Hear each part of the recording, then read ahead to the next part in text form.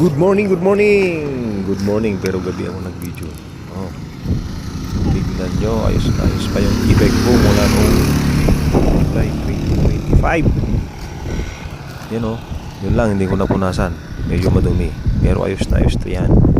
Gamit na yan.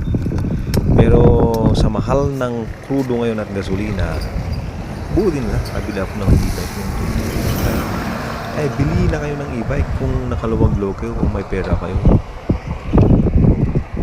10 pesos lang per charge or 30 pesos per charge. Marami at malayo na ang yung mararating sa e-bike. Nakatipid ka ba? Para wag na tayong umasa sa mga oil companies na yan at saka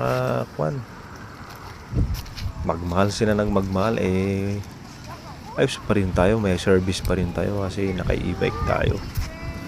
Yan o, tignan mo naman, ayos na ayos, mabilis pa manakbo yan, 80.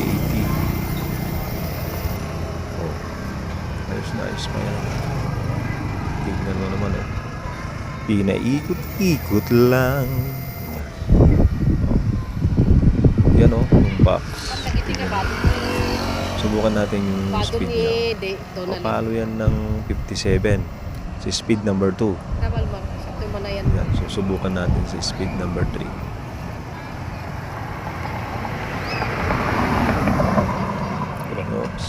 Subukan natin sa speed number 3. Yun. Oh, yan. 83 ang speed niyan pag number 3. Oh, ha? Kaya mag-electric muna tayo, e-bike at saka e-vehicle.